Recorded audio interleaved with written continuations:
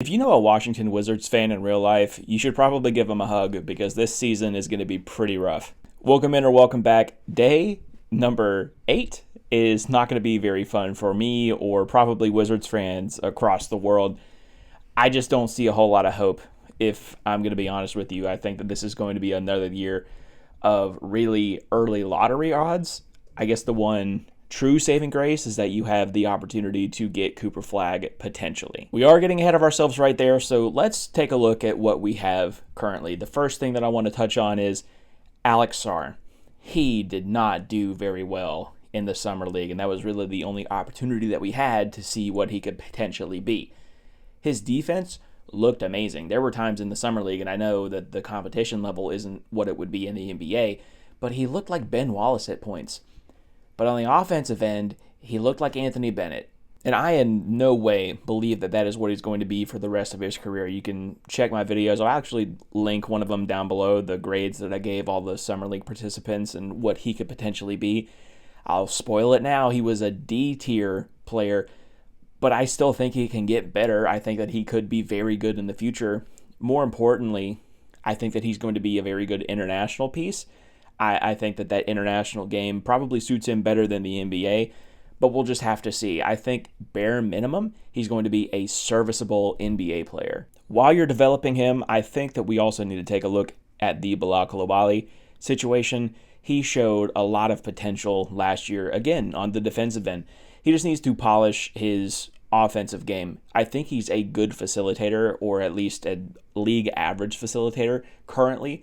He does need to be more efficient in his shot selection. He needs to learn the positions on the floor where he can attack, but that's just going to come with time. You have to give these young guys an opportunity, especially the young guys that are going to be on bad basketball teams. They may take a little bit longer. Back to international play, I saw Bilal Coulibaly play for France, and he looked really good. He was giving everybody problems defensively.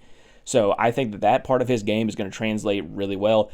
Defense always carries over wherever you decide to play. It's the offensive game that needs to shake out. And he had a couple games where he looked okay, but with this Wizards team and the moves that I hope that they make during the season, there may be an opportunity for him to open his game up even more.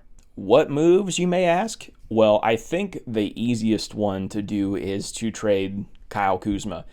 I have gone on record in the past as a Kyle Kuzma hater. If you're new here, I am a Celtics fan, so it really pissed me off that there was a comparison for probably like a season and a half between him and Jason Tatum.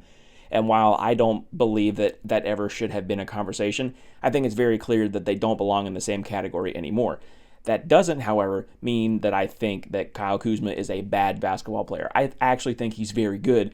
I actually think he's so good that he definitely doesn't belong anywhere near this rat team. I know that the Dallas Mavericks had shown some sort of interest in him, and I think there are going to be other teams around the league that need a stretch forward, someone who can facilitate a little bit to add to their team, and they're going to have the draft capital to toss to Washington, which they desperately, desperately need. Jordan Poole really has become a menace. I mean, he went from a truly perfect situation in Golden State, playing off of Steph Curry and Klay Thompson and Draymond Green, winning a championship, getting paid a ton of money, and now you're just dwindling on the Washington Wizards basketball team.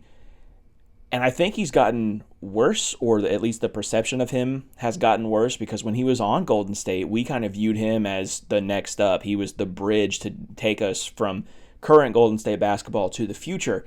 And that just didn't turn out the way that we all thought, at least where he is now in Washington, because now he looks like a guy who is going to be on one of those videos in 10 years of the worst NBA contracts ever. And that's not to say that I don't think that he could get better.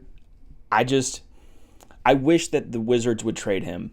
The problem is I don't think that there is a team out there that would want Jordan Poole as he is right now.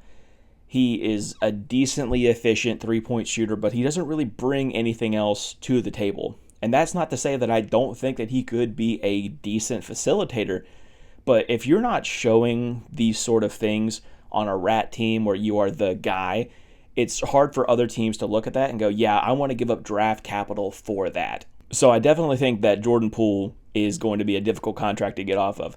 But whenever they do, I do think there's a little bit of solace because they picked up Bub Carrington.